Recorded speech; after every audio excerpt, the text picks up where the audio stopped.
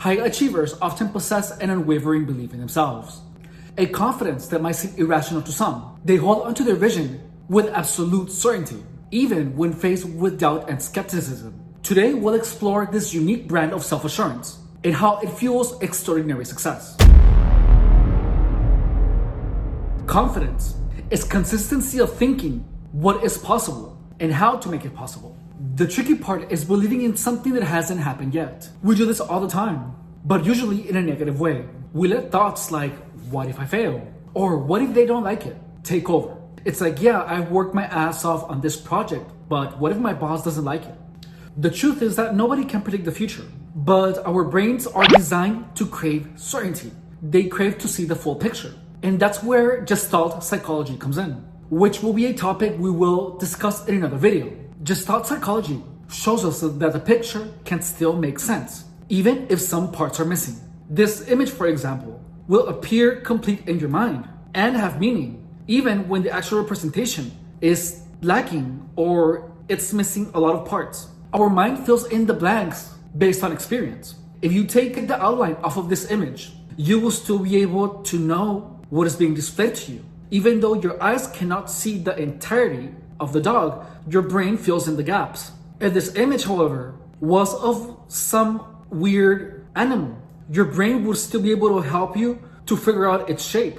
And if it was some weird alien with entirely different characteristics, you wouldn't be able to image out the missing parts. Your brain would have no relative information to substitute for the missing data. But when there is familiarity, the Gestalt phenomenon kicks into gear, matching whatever we see to our experience. The creativity of the brain does not end there. If you make up a story with a few major facts, tell it to someone, and then go about your business, when you come back later and ask the person to repeat to you back the whole story, they're likely to add more facts than you gave them. It's a favorite experiment among cognitive psychologists, particularly those who study false memory.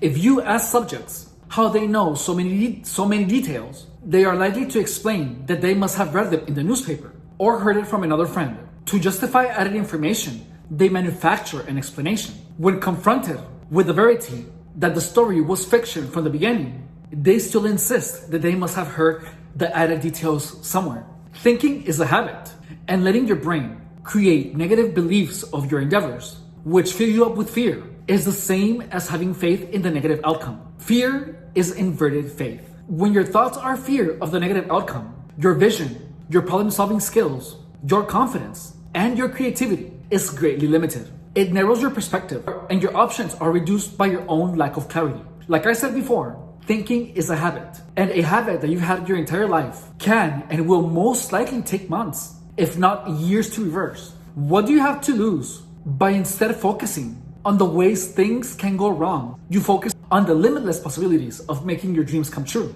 Do you think confident people are walking around with a confident stance, yet their minds filled with how things will go wrong in their lives? Of course not. They are confident on how things will go right. And if there is an obstacle, they are ready to tackle it with full force.